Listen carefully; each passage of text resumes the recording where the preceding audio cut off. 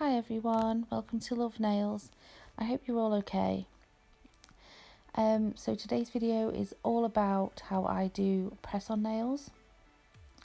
So here I've got my box of full cover tips. I'll leave everything in the description box. I'll tell you about them in a minute. So what I'm doing here is I'm just choosing the sizes that I would need for large nail beds. So these are like typical large nail sizes. So I'm going to be showing you these tips up close now.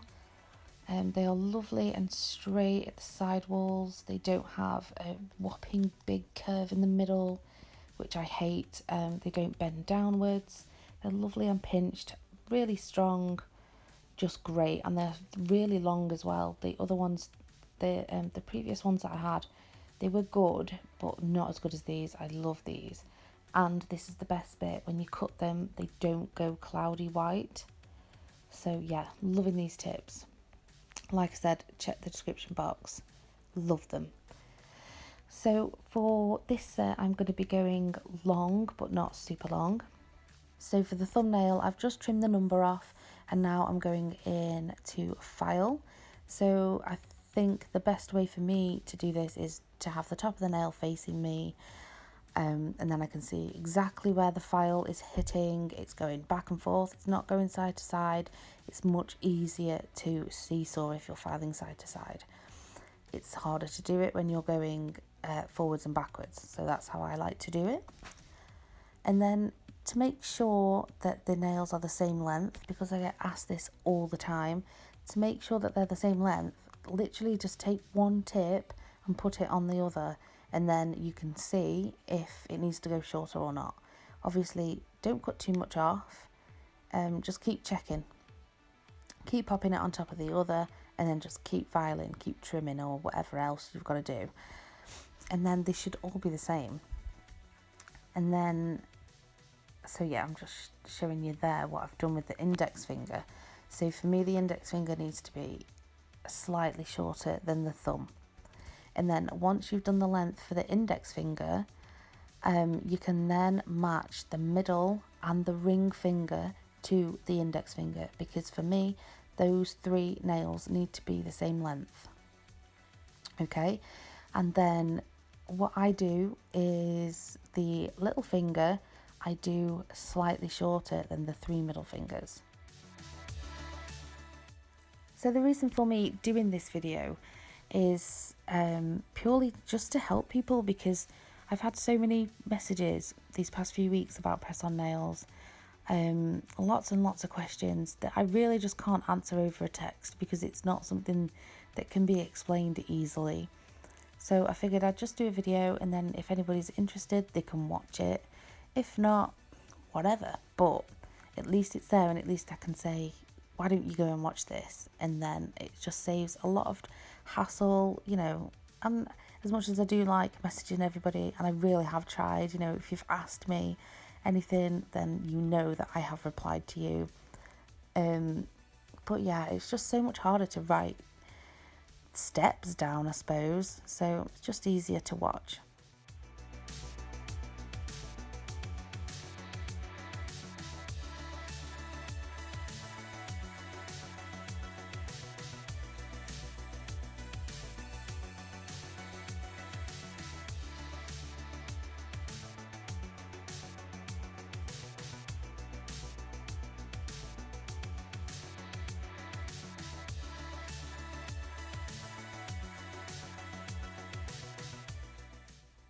So once I finish filing, I make sure that all the nails are completely dust free, and I also make sure that the blue tack isn't seeping over the edge and touching the edge of the nail, because if it is, then your acrylic or gel or whatever you're using will stick to the blue tack, and it will be a hot mess. So make sure that it's all tucked in and underneath that nail. So when it comes to the cuticle area, even though it's not, you know what I mean. When it comes to applying your acrylic there, I always almost put it right up to the edge, but not quite, and then I wipe off my brush, and then I gently just push it up, just so that the acrylic almost clings to the edge of that nail. Keeping it in, making sure it doesn't run. If it does run, it's going to be so bad, it's going to get stuck to the underneath of that nail and everything. So try and keep it neat, try and keep your beads under control, keep the side walls in just like you would you know, on a client. Keep it all in the center, and it will be nice and easy to file at the end as well. So now I'm going in with a little bit more colour at the tip, patting it out and then just blending that back, and then I go in with a tiny bead of acrylic just under that cuticle area, keeping it nice and thin at the cuticle area, just blending it down. I just needed a tiny bit more structure towards the centre of that nail.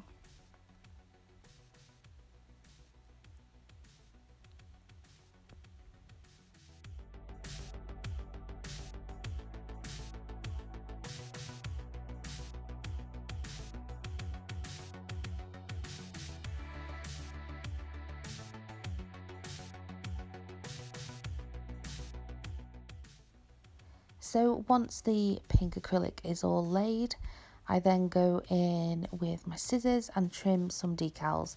Can't remember where these are from. I bet you're screaming at me saying where they're from because they're so popular.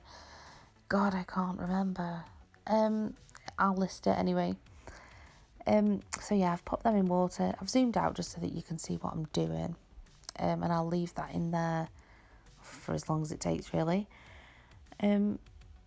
So yeah, I'm going in with matte top coat for this. I'm not using base coat, which is what I would normally do.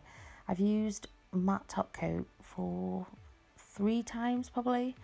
I think it works better than the base coat. I've had no issues with it so far, and it feels better when you do it with the matte top coat. Just saying.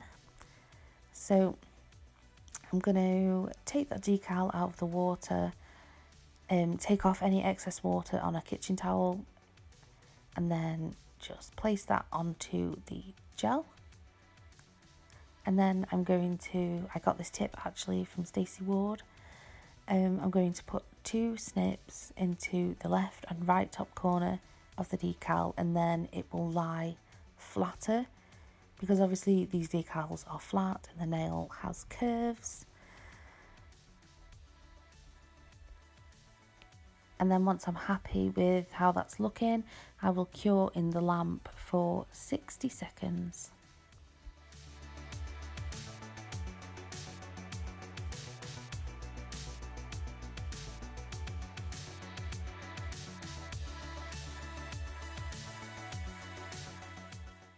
So the most important part about using a decal, obviously you need to remove the excess before moving on with the design, but you also need to leave an edge around the decal. So I'm just going around the entire nail, making sure that I'm filing downwards. I'm not going back and forth or anything, just filing downwards very gently so that I don't tear it, so that when I cap it in acrylic or gel or whatever else, it has something else other than the decal to adhere to. Because if it doesn't, then, you know, there's a high risk that the decal and the rest of the design will pop off with it.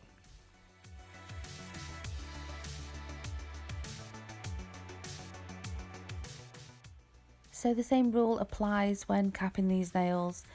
You need to keep the acrylic away from the side walls, but you need to also ensure that you fully encapsulate that decal, so just be wary of that. And yeah, keeping the beads nice and neat, nice and controlled, making sure not to bulk out the side walls, the free edge, and also the cuticle area. We need them to be neat so that we don't have to file so much later on.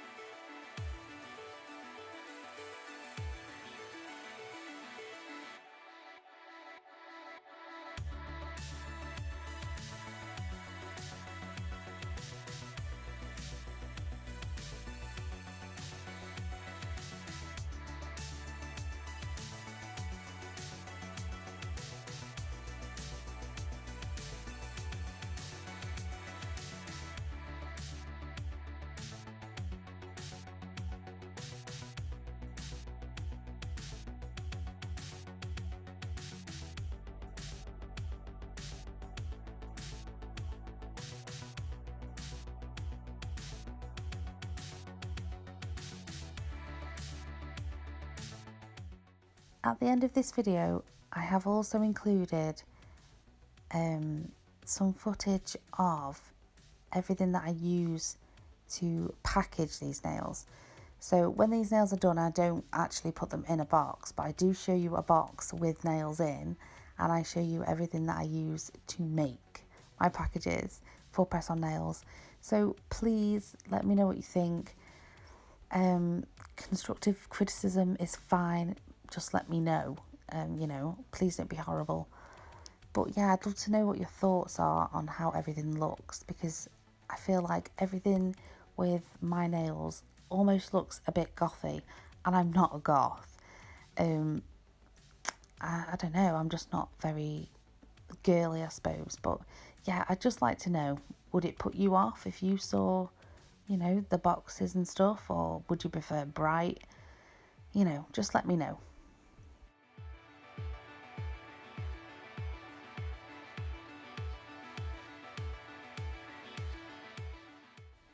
So, filing press-on nails is a killer, okay? So, minimize it, okay?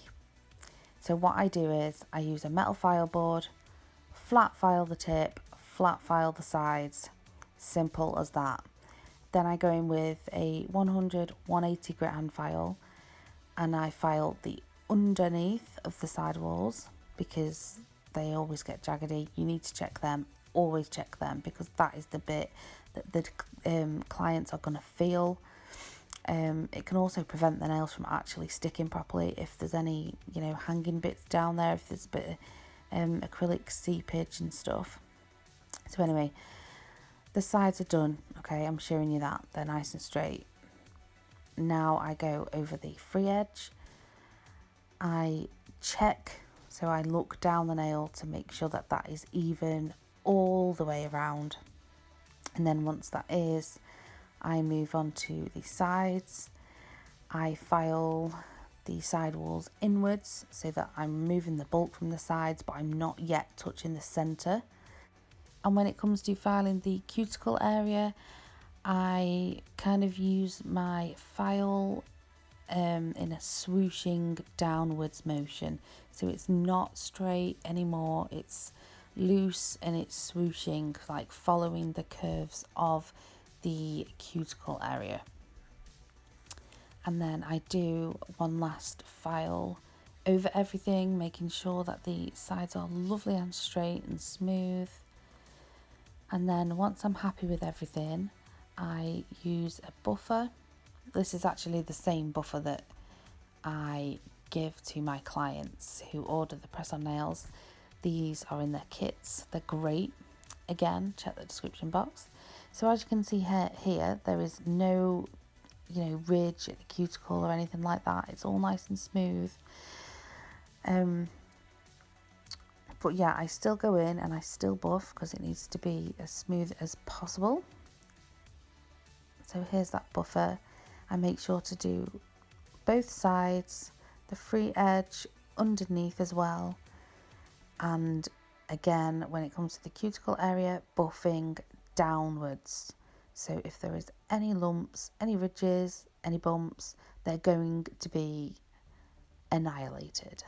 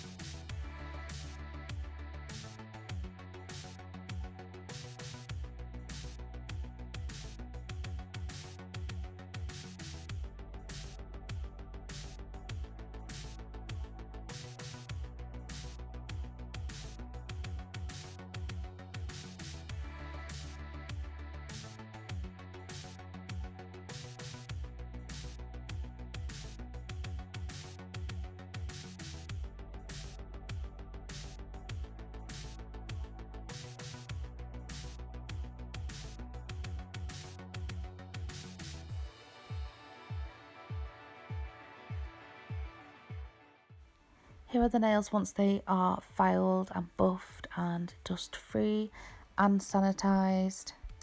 So I'm going to go in with crystals on the index finger. I'm just showing you there because why not?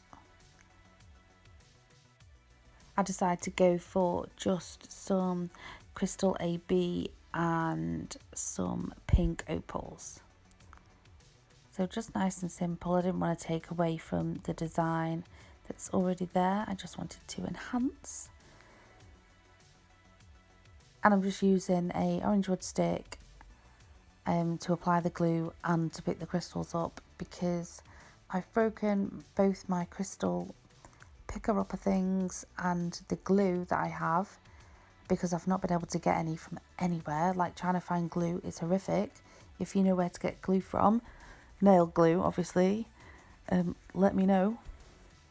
I can't squeeze the glue out of the nozzle because the nozzle is too thick and it will just go everywhere. So I'm just using the orange wood stick to blob some glue on, and then I can use the stick to place the glue where I want it.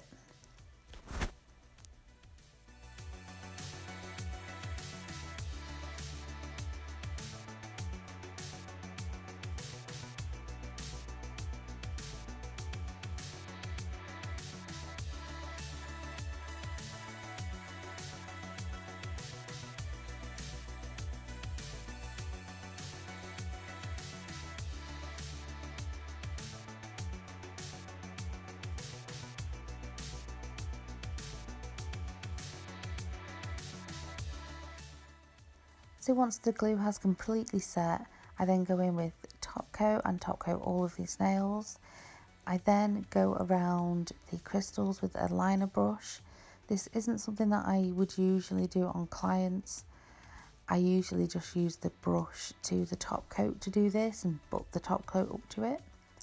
But because these are press-on nails and the crystals are more exposed, I think just keeping them stones extra secure is what we need to do, so that your customers can get the best out of their nails.